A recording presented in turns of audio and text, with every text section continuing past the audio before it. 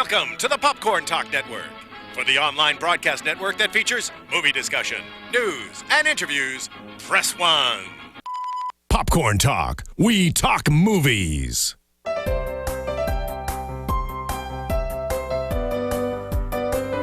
the Popcorn Talk Network, the #1 online broadcast network for movie talk, this is the Cosplay Coach. Costume breakdowns and tips and tricks to create your own. And now, the coach herself, Meredith Placko.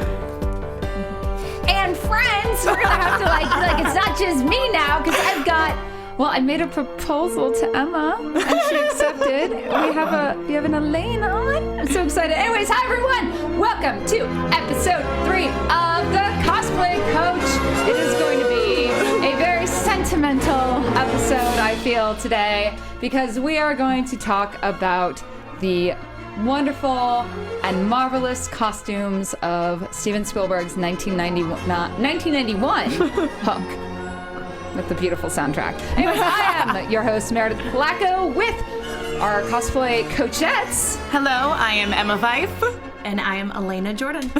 And you guys out there in the wonderful world, if you are listening to us on iTunes, please go down and give us that little 5-star rating and subscribe to us there, because it lets our people here at the Popcorn Talk Network know that you're watching us. And if you're watching us on YouTube, hit like. Hit that thumbs up button, because again, the more they know that you guys are watching, not just views, that you actually like what we're doing, that keeps us coming back. So it would really mean a lot to us here, because I know this is a labor of love, but it's a show we've really been enjoying, and we do want to keep bringing you more stuff, because we have some really great stuff coming up. Yes. I can't talk about it yet, but we'll talk about it later. Anyways, yeah, I'm Meredith Placko. You can find me at M. Placko on the Twitters and the Instagrams. And I'm actually, real quick, I'm really excited. Keep an eye out on my Instagram, and more importantly, at We Love Fine, because tying into next week's show, they're going to be releasing some pretty amazing, adventurous, aged, one might say marvelous items that I got to be a part of that shoot a couple weeks ago, and I'm really, really stoked, because I know there's, what is Her Universe just dropped her Hot Topic line. Oh my gosh. I want that Stark bomber jacket so badly. I know. I need the Captain America dress. I need it. I need the Black Widow one, which is a great design based off Chris Anka's redesign of Black Widow. But yeah, their stuff is great, but I'm really excited to see what We Love Fine also has coming out, because being a nerd, like a fashionable nerd, now is the time. It's so true. These companies are really hitting home with this stuff. So keep an eye out on the Instahams for some really cool stuff. Anyways, how can people find you online? You can find me on Twitter at Emma Fyfe, and also on Instagram at Emma Fyfe. So follow my Instagram, and maybe you'll see me wearing some of those Hot Topic / We Love Fine items once I obtain them. You can find me on Twitter at Elena Jordan, and on Instagram at That Elena Jordan Girl. Oh, that's good. Yeah, I'm learning I'm switching names soon, because the Meredith Placko, it's not going to be working for future. I'm just gonna say it's just not gonna be in the cards for the future. I see. And so I'm trying to find how I can get the name I already want is taken on one platform. So I'm like, can it be like that blah blah blah tweets and that blah blah blah took pics? Like, it's such a weird platform. But for now, you can find me at M Placko. All right, we're gonna get into things here. It was so weird. I know we try to do relevant and hot media, but we kind of had a break where I'm like, okay, there's nothing necessarily coming out, and I wanted to. I love Hook. Like and I forgot how much I loved it, and it's so funny, because I think as a cosplayer, I see a Rufio at every convention. Yeah, it's very popular. And it's not the Disney version. This isn't a Disney treatment. This is, Spielberg's own little dream to put this together, and it is a sequel, you would say, of the Peter Pan mythos. Yep, totally. For those of you not familiar, Peter Pan grew up, and he forgot how to be a kid. Mm-hmm. And then he learns. And then he forgets how to adult. I know. Yeah, that I had pseudo forgotten, because I just rewatched the movie last night, that in that scene where he does recall all of his Peter Pan memories, and initially you see this really nice, like, I'm a grown-up, but I still know how to be Peter Pan, and then he just goes way in the Peter Pan direction, and it is not good. He's just like, it's one extreme or the other. Yeah. And that's, I think, at the end of the movie, it kind of, what it left me with was, you have to kind of be both. You can't be adult all the time, but you can't shuck your responsibilities and pretend that you're a kid. So I think at the end, Peter found his happiness, and I hope everyone out there can find their happiness too. Even Tink. Even though, why is it Tink is always mean?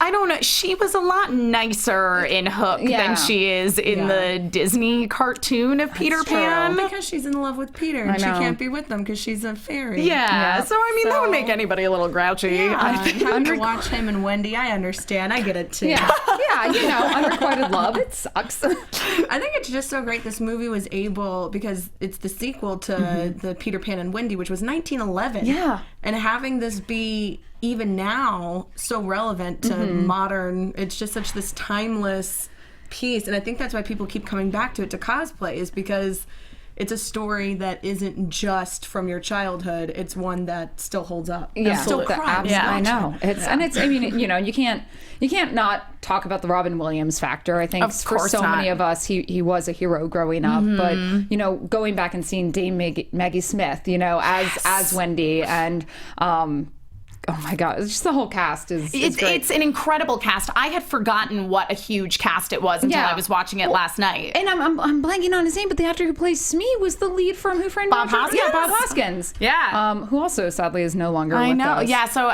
this was the first time that I'd watched Hook since both Robin Williams and Bob Hoskins have since passed away. And it's already such an emotional, touching kind of movie because, being a young adult, you are trying to find that balance, I think, between being an adult and still having the kind of joy that you felt as a child. And then on top of that, there are these two dead actors that I love in it. And it was I cried through the whole movie last night. Dustin Hoffman's just brilliant too.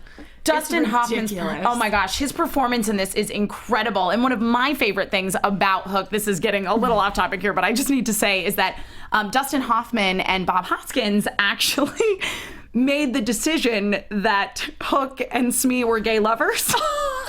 So that was how they were playing it, but they didn't tell anybody, and they didn't do anything outright. What's your motivation? We're gay for each other. Yes, they made up their mind that they were gay lovers. Wow, that, if fanfiction.net was around in 91, they would have had a field day with that. So throughout this episode, we're going to probably go back to non-costume stuff because it's really hard without this. But getting into it, let's talk about the costume designer, Anthony Powell, who, is the cousin to Sandy Powell, who worked on Cinderella, which is super awesome.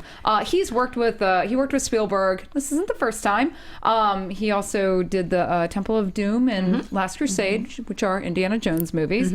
And he also has won 3 Academy Awards, but for his work with Travels with My Aunt in 72, Death on the Nile in 78, and Tess in 1979. Which, an interesting thing about his work with Tess, he actually set a lot of fashion standards in the 70s and 80s. The hats from that movie would go on to be reproduced by other famous fashion designers. So he was kind of, despite being a stage and film designer, he kind of set a lot of trends, which is, and I read in an interview, he felt very honored. Yeah, it was interesting too. I was reading that same interview where he was talking about the kind of fabrics that they used in Tess, and how at the time Laura Ashley was producing a line of fabrics that they thought, oh great, they're doing these sort of prairie, lovely floral print fabrics, and we'll just go to Laura Ashley and we'll buy it by the yard. And they told the people at Laura Ashley, hey, we want to do this, and they said, no, you're going to have to get permission.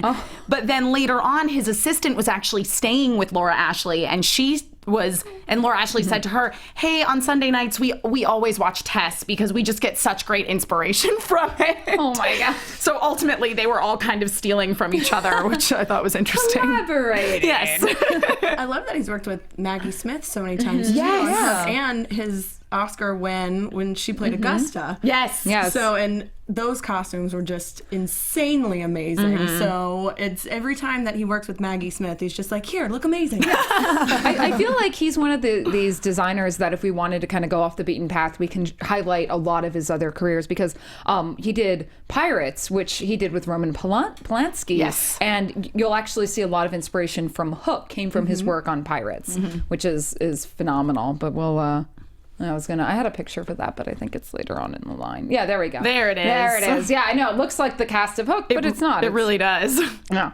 And then, one of the things, too, about Powell of the Anthony variety, he started in theater, and you can actually see so much of that coming through in his work. You see a lot of the big over-the-top costume designs, especially when you think about pirate coats. You have the oversized sleeves, and everything is kind of like a half a size too big, and it looks like the actors are being swallowed in it, and I love that. And also with his fabric choices and stuff, he really just kind of pulls from this inspiration, which I find, especially in the 90s, you didn't have a lot of films that were doing that. They kind of went away from that old Hollywood idea of let's make a moving theater film like story, and this kind of brought back something that we eventually see later on in films like the Butcher of Barbary, Sweeney Todd, and Chicago and Moulin Rouge, and I feel like this really kind of set the tone for those films to come later out. Yeah, those sort of broad theatrical films. I mean, this is something that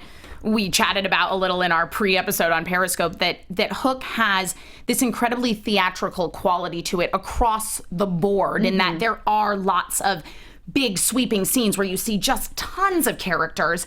And the same thing goes for the set as well. I mean, just looking at the set design, you basically have your two main sets, your one big pirate ship that you see in its entirety, and then also the Lost Boys hideout, which is this very cool treehouse, essentially. But once again, that's something you could easily do on stage. Yeah. Well, and especially the shots when Peter first arrives on the ship, and they're very like static shots that like the camera doesn't move a lot, but the action happens within that shot. And yes. I felt like, and even my boyfriend remarked on it. He's like, wow, I feel like I'm watching like a theatrical production. Absolutely. I'm like, yeah, and all the little details, and like you were saying, the stage details. I mean, I feel everything about this film, it worked well. It was really smart. Is there some good stuff going on in the chat? I was noticing we have Bill Pollahan in our chat right now. He's commenting all over it. He says that Tinkerbell was seemed a lot nicer in this because it was Julia Roberts, and she's always smiling. It's true. She's got that Mona Lisa smile.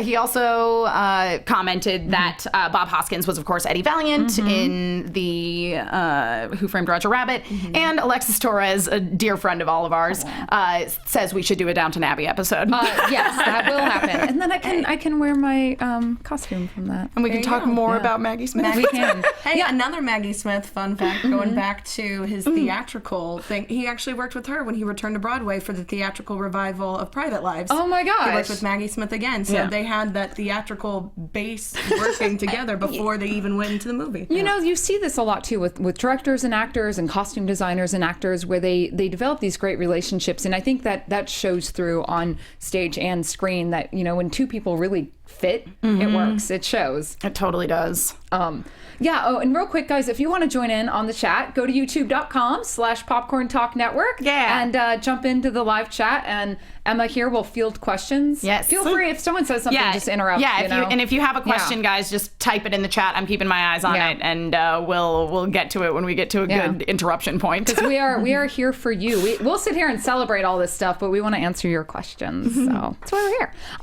And so I found this really great quote with Anthony Powell when he was talking about creating the stage and screen. He says, what the difference is between designing for the stage and screen is that it took me a long time to realize this, but you see more of the costumes on the stage. I was trained in theater, so I was trained to do top to bottom. So I've always done wigs and makeup and the whole lot. Very, very difficult in films because so many of the hair and makeup people come from television, where they're taught that the costume designer's work stops at the neck. You get into real problems with some of those very intractable people who you think you're telling them how to do their job. I would never go in and trample on anyone, but we need to cooperate. It's just trying to get an all-over coherent look on the whole thing. And I thought that was such an amazing reveal because, coming from a theatrical background as well, I really understand completing the look, and then having transitioned out here and learning how sets are done and how people on set life work. It's very compartmentalized. Yeah, I totally agree with that, because I also come from a theater background and have primarily, in terms of design costumes for theater productions. So looking at the work on Hook, I'm thinking, oh, this is a theater costume designer's dream. The Lost Boys, you get a costume stock, you pull a bunch of stuff, you go crazy. But yes, every time that I'd ever designed anything, I did, if I had makeup artists at all. Usually it was just the actors doing their own makeup, and I was just telling them, here's what you need to do. So it is very interesting to transition into the more film and television side of things, where it's true, hair and makeup's a completely separate department. And also, as a cosplayer, so much we have to do ourselves. Like, I absolutely suck at wigs, and I will spend a lot of money to pay someone else to make my wigs good, because if it's, unless it's like a plain style that I can buy online, I'm like, I can't. And as much as I've tried, and I've destroyed many a wig, I will be like, here, hairdresser, here, amazing, former RuPaul's Drag Race member, please make this wig. Yeah. And then, and it's great too with cosplay growing. There are people who specialize in different things. Christy Lynn Kyle, who's a makeup artist here in LA, will do wig commissions and actually come out to conventions and do makeup for you for hire, obviously. Yeah. And if you guys want to see some of her amazing work at Celebration this weekend, they did a whole group of Star Wars bunnies. Yes, I saw them with Castle Corsetry was involved with that. Castle Corsetry did all the designs, and Chrissy Lynn did the makeup on my favorite, the Akbar bunny. Yes. Just look that up, please, and give Jenny hell for that, because it's amazing. But it's and now you actually have people who specialize in doing these in cosplay and make a living off of it. Yeah. Yeah, I mean, and isn't that the dream right there? Is to right? make a living off of creating and/or modeling cosplay. Exactly. I'm still trying to figure it out. I feel like that's why so many cosplayers do come from that theater background too, because you're used to doing your own makeup. You have kind of your plot that you're given, and even your wardrobe. There's going to be some shifts that you have to kind of adjust yourself, and so. Having that theater background where what you're wearing really becomes such an intrinsic part of the character. Yeah. That being able to say, okay, this is what I wanted to do. It's kind of cool. And also I think coming from a theater background, there's kind of two schools of thought with cosplay. There are the people that want every little detail to be 100% accurate. They want their armor to be made out of metal, et cetera, et cetera. And then you have theater people who are like, how can I just make this work? Yep. and I think there's a place in cosplay for both, and even the marriage. Agree. And that's something I actually had to learn, is how to let go of some of the details. Yeah. It's tough, because I'm like, you have to, and so getting off track a little bit, because I just want to touch on this from the cosplayer's aspect. You kind of have to look at cosplay from different aspects. Like, are you competing on stage at a costume contest, where if you're entering for craftsmanship, obviously your craftsmanship has to be impeccable, of course. But if you're just going for the masquerade portion, which is where you perform, you can kind of get away with the 10-foot rule as long as it looks good from 10 feet away. Exactly. And that's kind of a stage mentality. And I've then adopted the 501st mentality, where it's the 10 feet screen accurate, and I'm like, I like that. Yeah, it's good. And then if you're just going to walk around the show floor, you can kind of get away with a little bit here and there, because what people don't see behind the scenes never hurt anyone. We have a lot of people on the people on our chat are having a conversation amongst themselves right now, mostly about X-Men.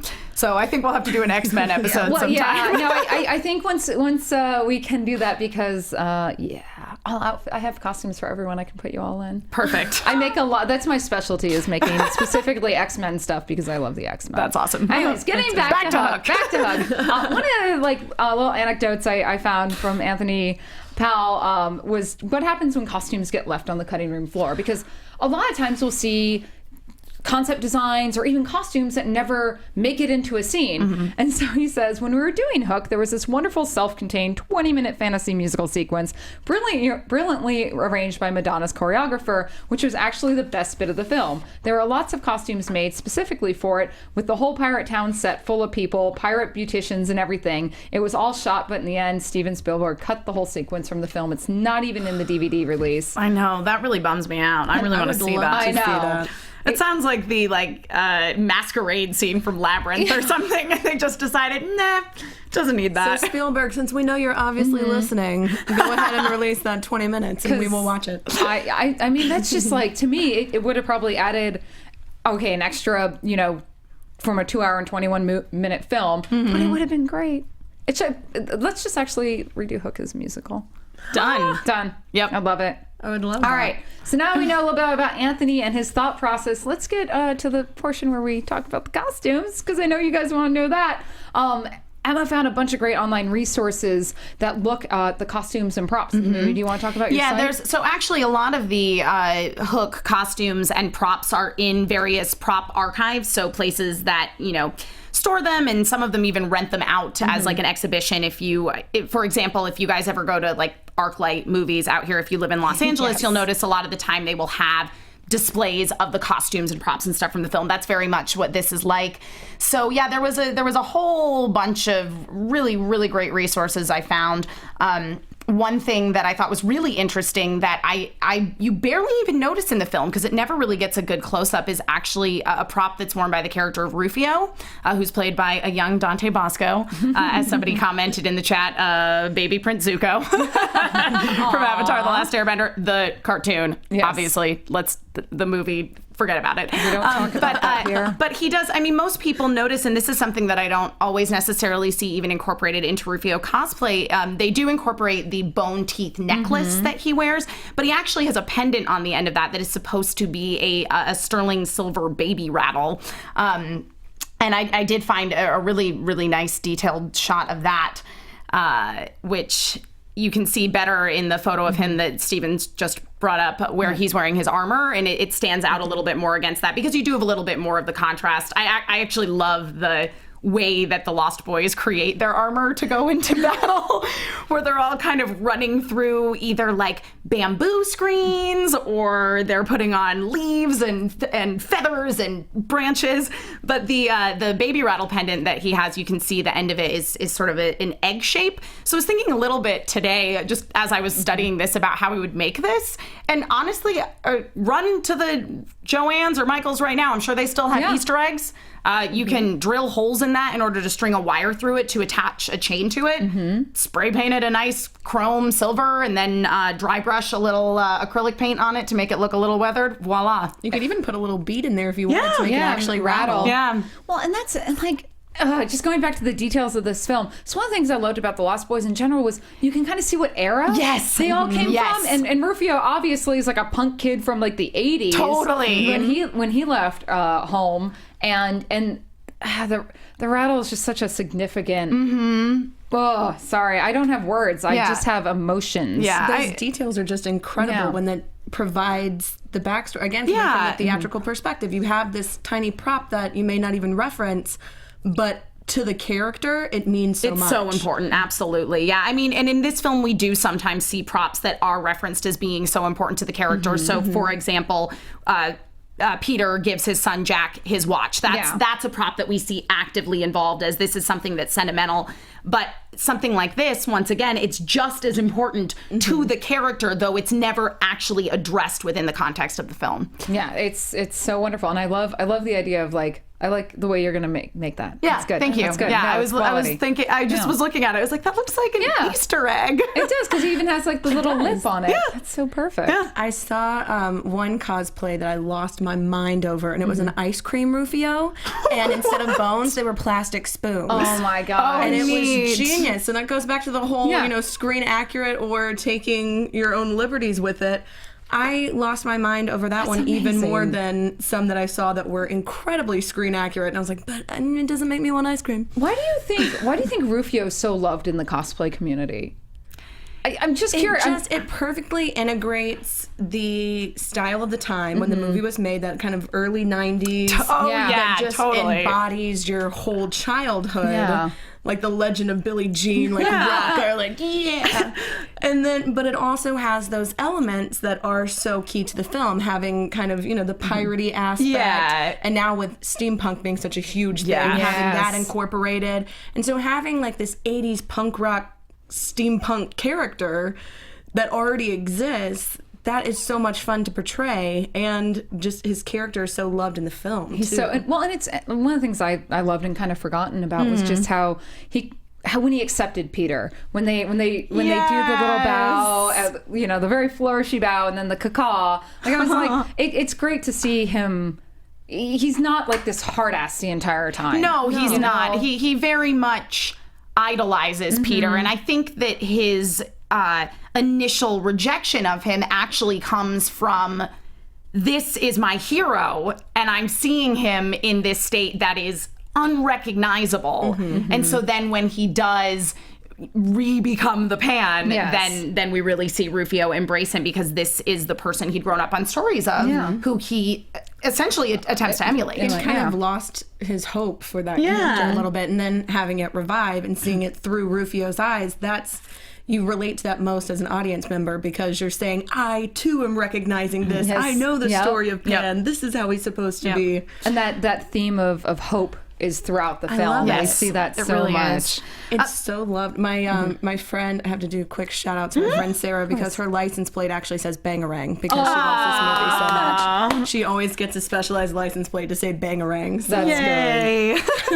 So I also found some really great details on Dustin Hoffman's Hook Oh my jacket gosh, as you well. did. So this is actually, it is a red wool coat, but fortunately the undercoat, which is exactly the same coat, essentially just without sleeves, Yeah. that is made out of cotton, thank goodness. so much lighter and more lovely to wear, especially if you're wearing the heavy wool coat on top of that.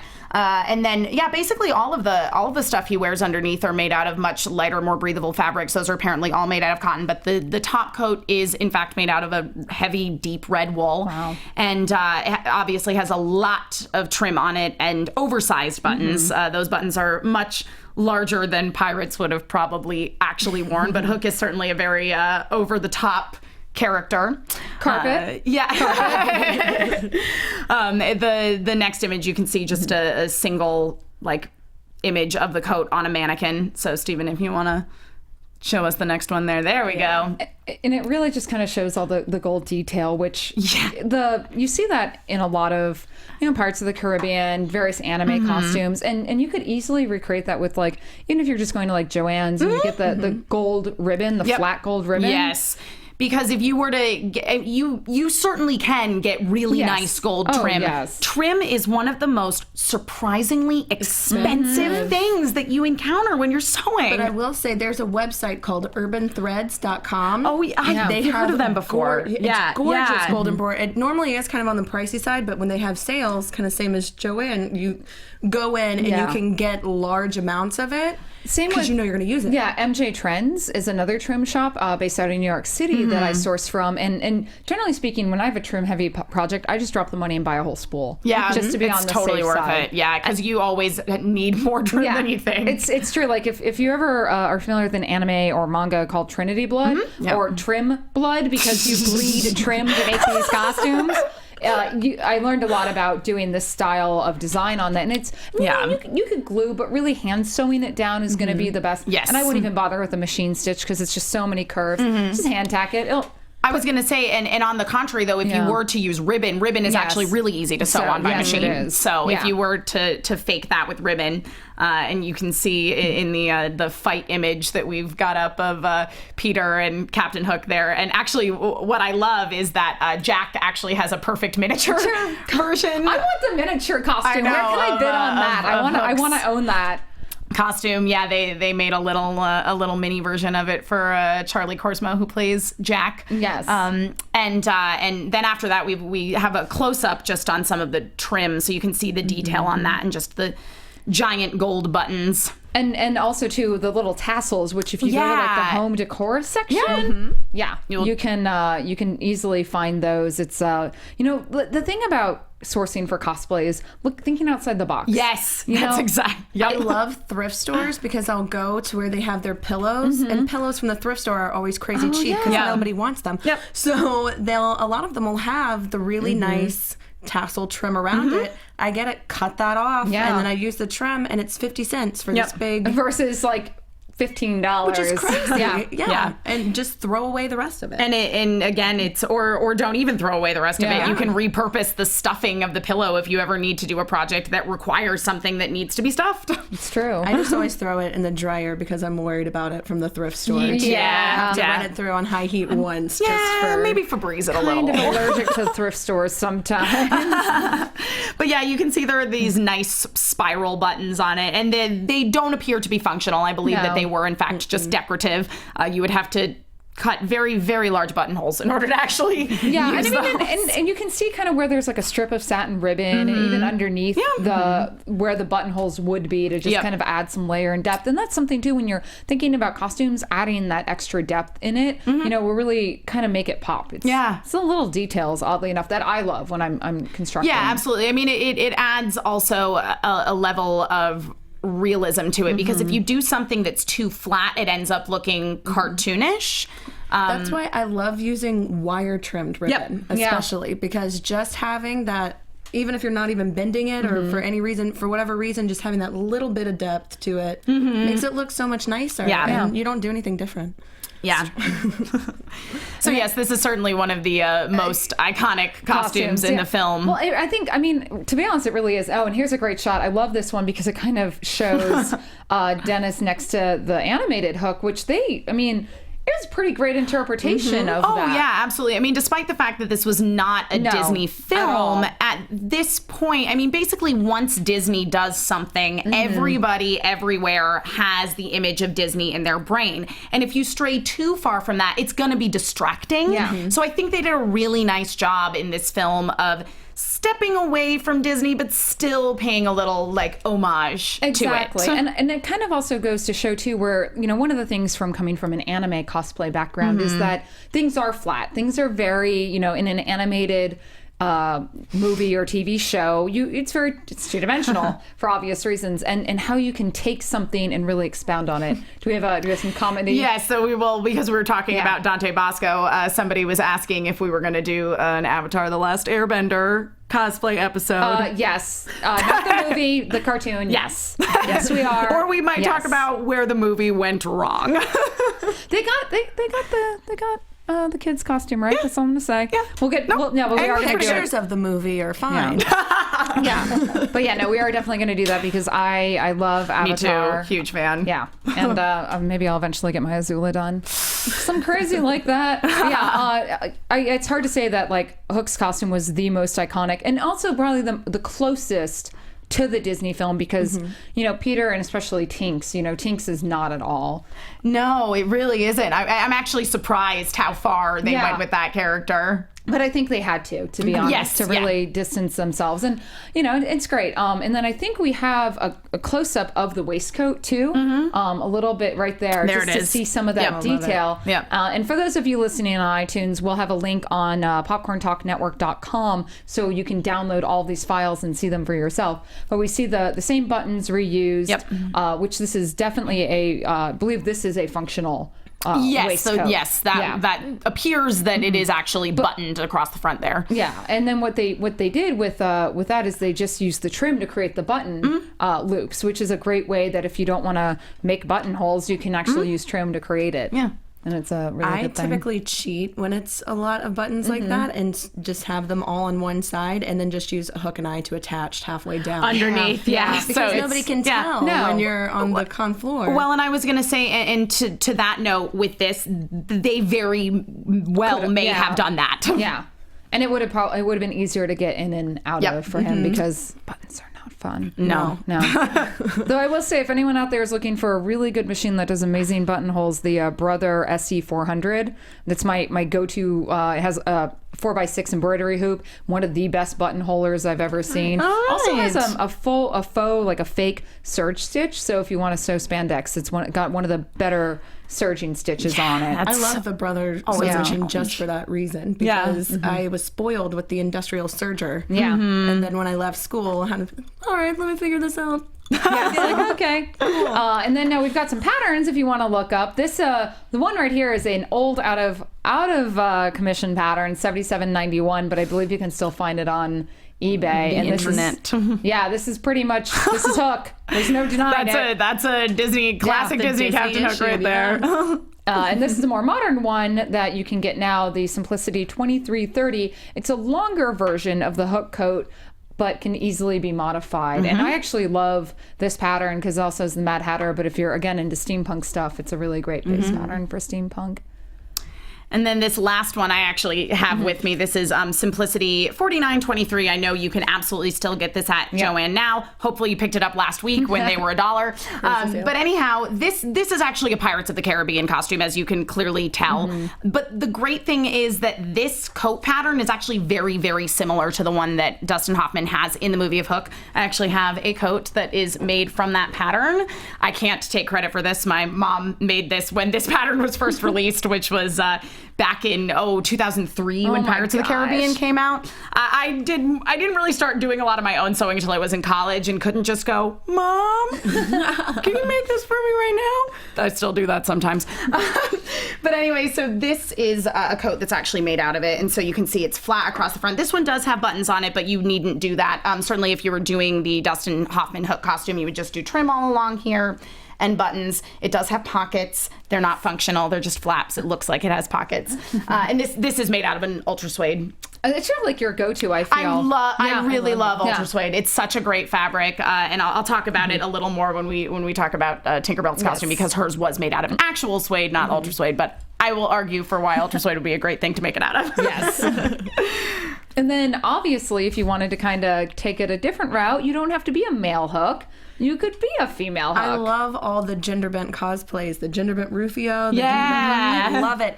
And with these, you can kind of take more liberties too, which I like, and kind of make your own adaptation.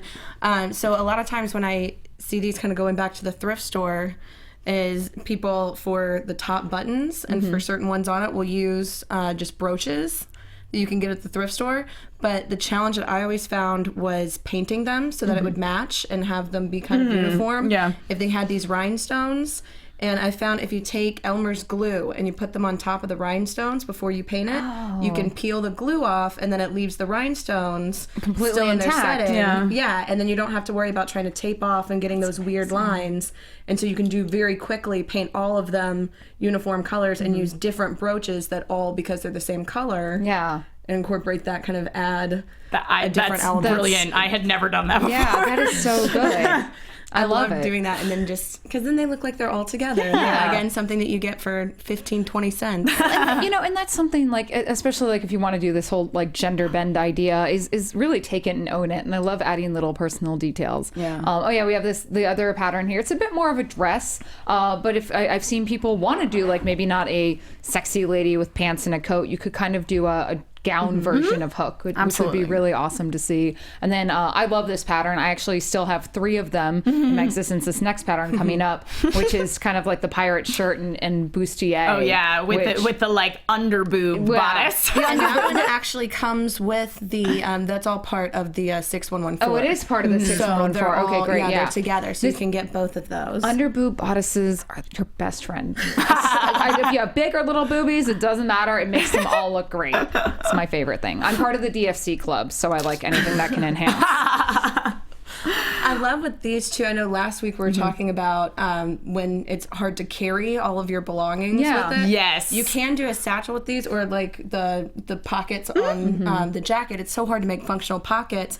I found you can get these from the Army surplus store, and they're actual ammo canisters. Oh, nice. But you can use leather cord, wrap it around your waist, and then it's perfect to hold your lipstick and also your keys. Yes, it's true. And especially too, I've gotten this, if I'm doing like steampunk or pirate costumes, I'll just get like a leather pack and put my cell phone in too. Yep. Whenever you can, add pockets or add things to carry, because Yes. that's like something that, you know, when you're on the con floor, you don't want to just set your purse down. I mean, no, I've never had anything stolen, but you just don't want to just leave that. And you don't want to have something in the shot, you know, someone's taking a photo. So it's good to find, and you know, even if the character doesn't have something, find a way to incorporate something. Yeah. That's kind of what I did with this one too. This is just from a cheap prop store, is one of an actual leather holster. Oh, nice. And then you can just put a cheap plastic gun in it, and then to get around the con rules, because a lot of them you have to have the orange tips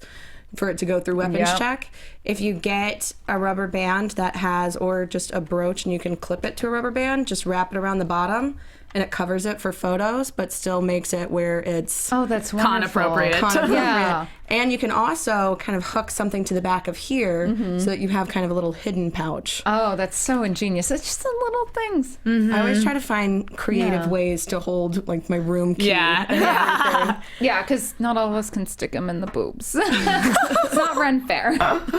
All right. Well, heading over to Julia Roberts' Tinkerbell, which I know Emma has always wanted to make. Yeah, this. actually, I what I really want to make this is actually a thought I had when I got my hair cut to the way it is now, because somebody commented when they saw me come downstairs. I'm a tour guide at Universal, and I came down the stairs, and one of the girls in the office was like, "It's like Tinkerbell's giving a tour." And so what I thought was that what I actually really wanted to do, / I might go to Joanne right after this because I have a 50% off coupon in my car, is do a Tinkerbell that is based on Julia Roberts' costume. Like I would make that costume, but in the green from the Disney, because I have the blonde hair, and then I wouldn't have to wear a wig, which is always great, especially for a Sunday cosplay when you're looking for something comfortable that you can shop in.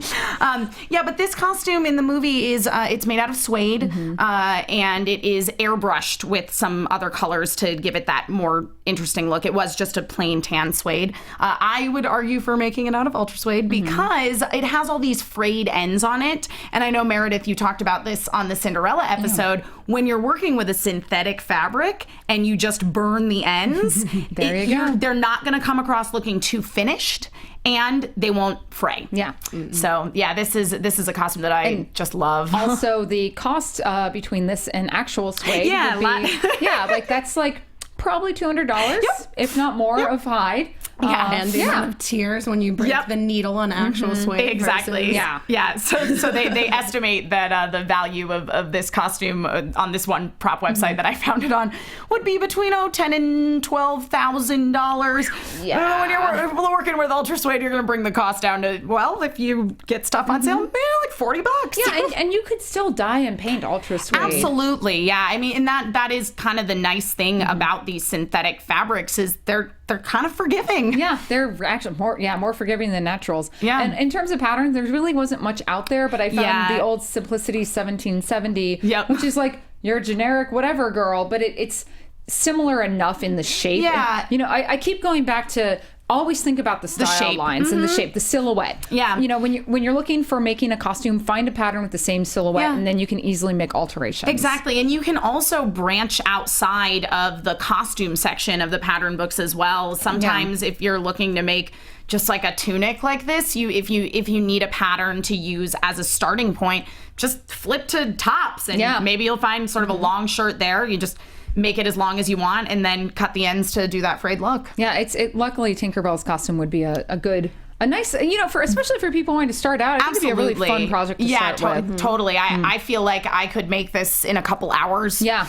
This is a really, really good starting point. As is honestly Peter Pan's costume in this movie is quite simple. It's quite similar. It very much mirrors Tink's costume in many ways, which I think was a very great aesthetic design on Powell's part. We see him in his traditional green, and again, it looks like another suede blend material, and it's got a little bit more layers, a little bit more going on. It's actually a little bit more fitted because he's got that belt on his way. It's true. But it's a great and simple design that's unique to this film, but I still feel it's Peter Pan. Yeah, absolutely. I mean, once again, it's like we all have this image of Peter Pan in our heads, be it from illustrations from the novel by J.M. Barrie, or, of course, from the Disney movie. None of us can get that out of our heads, so I think Peter Pan forever will wear green. But I mean, once again, very similar to the Tinkerbell costume. This costume, interestingly enough, I was looking at it on one of those archive sites, and they had the promotional flying close-up costume, and it's actually open at the front. The shirt is really more of a jacket, and then he has an undershirt on underneath it, and then what gives it the shape is, of course, the belt that he is wearing. So it's almost like they recreated. Well, so one of the themes in the film is that Peter Pan grew up to be a pirate. Yep. When he was a lawyer, he went and shot people out of the water with how good he was, and I love that.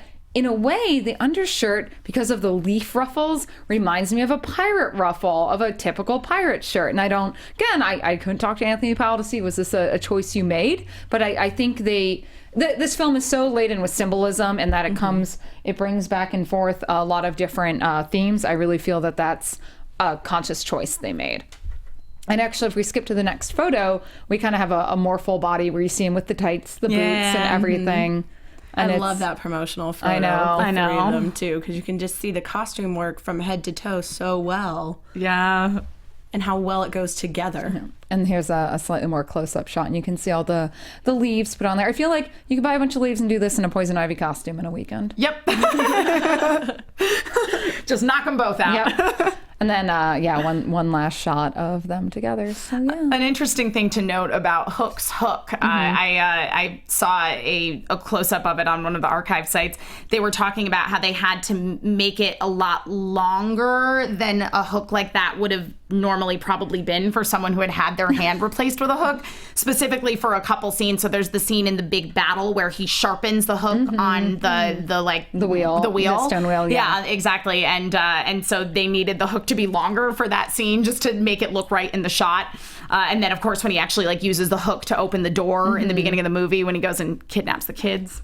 Yeah. So I thought that was just an interesting detail. And when it just kind of, it's one of those things too, scaling things up to make them look a little bit more larger than life. Yeah. It works so well in this. Yeah. Now, we were actually lucky. You got some pictures from a friend of yours. Yeah. So my friend Devin Weitzman, who also cuts my hair, she's awesome.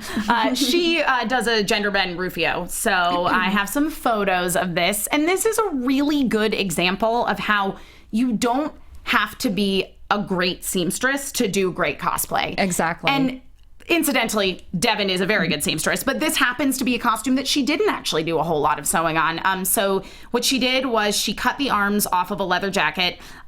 She's wearing red tights under black leggings that she just cut up so you would see the red underneath. And then she added fringe to the arms of the leather now vest. It was previously a jacket. But Rufio's costume in the movie looks like it was a jacket that had the sleeves cut off it and added fringe. As most punk kids would have done then, actually. And so the fringe on it is all faux leather, much cheaper than real leather. And that's the same thing that she made the belt item out of.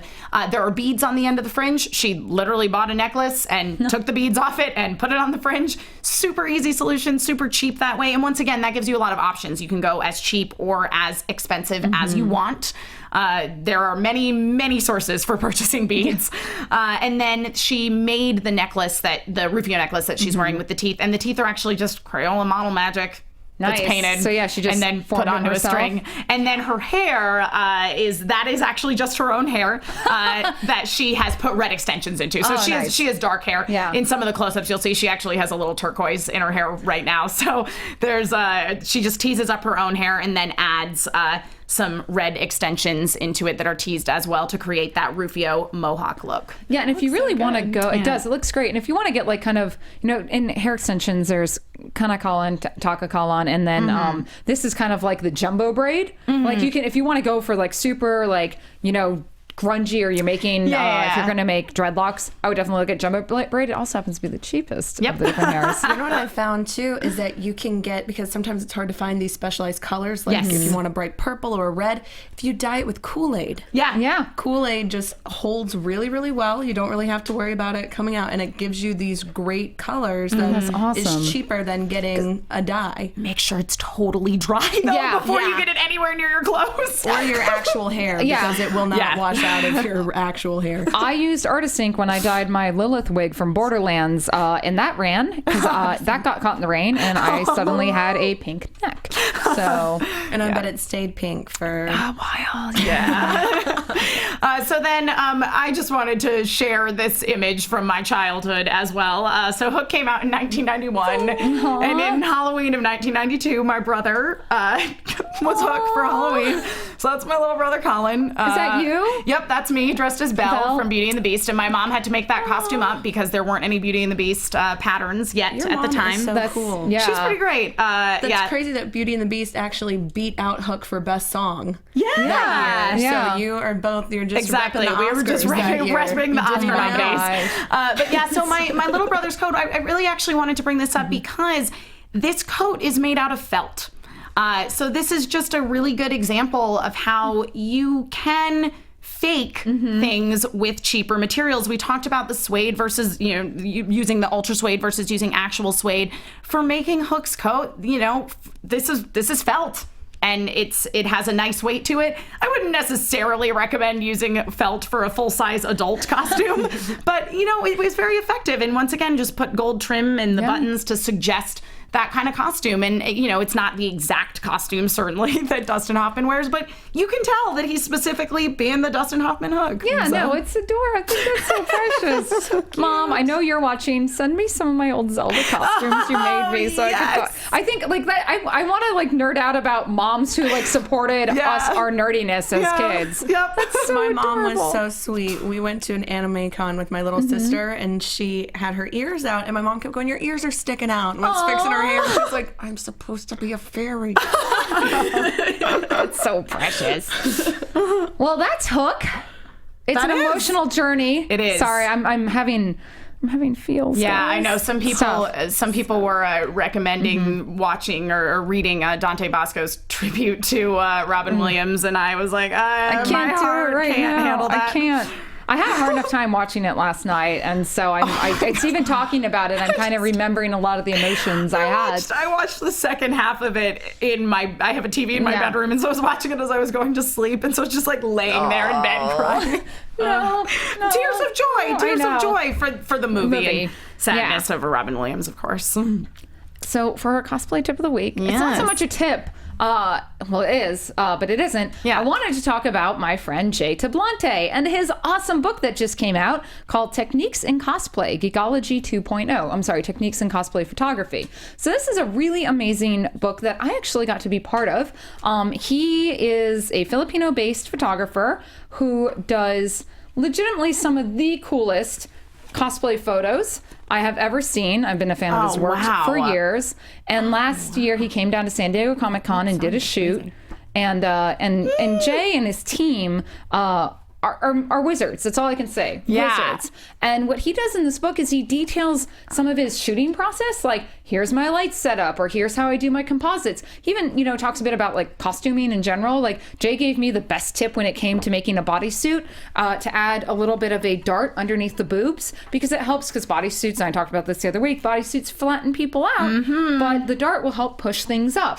And Jay's, I know Jay's told that to almost every person he's worked with, and I think all of us have adjusted our patterns because of Jay's input. But this book is published by Anvil Photography, which I believe is either self-published or his company, but you can get it online. And another great thing is Jay is coming to the States again this year. I'm hoping to drag him to Anime Expo, but he's definitely going to be at San Diego Comic-Con. So awesome. Yeah, he's a great guy, and I'm hoping to actually get him come on to our show and the Marvel show, because he's a giant geek. And we'll talk more about cosplay photography with him, because it's kind of a thing that we all, as cosplayers, we like to go get in front of the camera. That's absolutely true. Just a bit. But yeah, that's I'm really excited, because I've been waiting for this book to come out, and it came. My friend Pat delivered it to me, and I was like, oh my god, that's look, awesome! I'm in a book, and look at all these pretty ladies. Yay! So yeah, but I will say, like, the way he gets into his theory is like. I mean, this is a textbook. It teaches you about the process. That's awesome. And it's really awesome. And yeah. All right, guys. I think, wow, it's 52 minutes. I know. How did our show go by so fast? I don't know. Time flies. That's the magic of Neverland. I know. Do you guys have any closing thoughts on this episode? Hook to me is such a big part of my childhood. I have such vivid memories of seeing that in the movie theater, and that just carried on throughout my life. I remember my brother was really into Hook. I mean, in addition to being Hook that Halloween, my dad got him a Peter Pan costume. We had the gold sword from the movie. There was a toy of it. And it's a movie that every time I come back to it, it still really holds up for me. So Bangarang. That's all I got. It's brilliant. It is. And for me, it reminds me, never grow up. Yeah. You can always adult, but never forget that piece of your childhood. And I think that's probably why we all cosplay. Yep. So. All right, guys, for next week, we're going to talk about the marvelous Avengers Age of Ultron. Woo! I'm so excited. I will have to say it's not going to be a live show next week, because I have to go out of town for a trip. nothing cool. I'm just, Wally's cool. My boyfriend and I are going out for our anniversary, so I'm really excited. But we'll pre-record the episode and we'll have it. We've got, looks like Katie Elhofer will be coming back.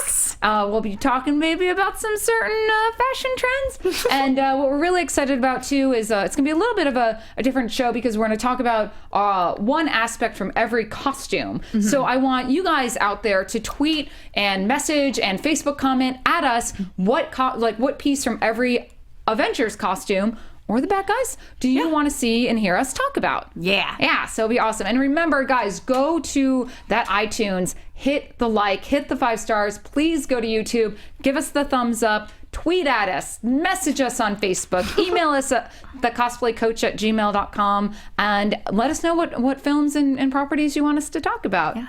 All right, I'm Meredith Placko. You can find me at mplacko. Also, somebody on our chat said that they think you sound like Comic Book Girl 19. So. Oh, cool. That's an honor. She's awesome. I was going to say, I thought you needed to know that. She's super awesome. I want to have her on the Marvel show. If anyone knows her, please ask her to come on.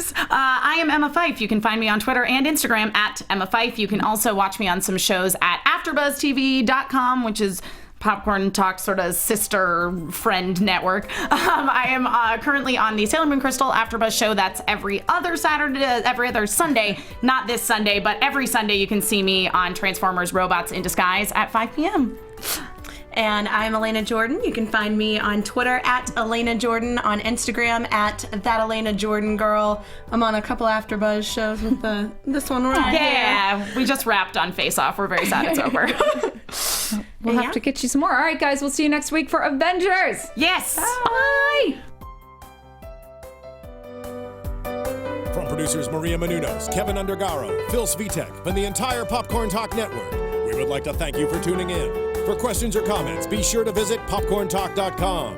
I'm Sir Richard Wentworth, and this has been a presentation of the Popcorn Talk Network. The views expressed herein are those of the hosts only and do not necessarily reflect the views of the Popcorn Talk Network or its owners or principals.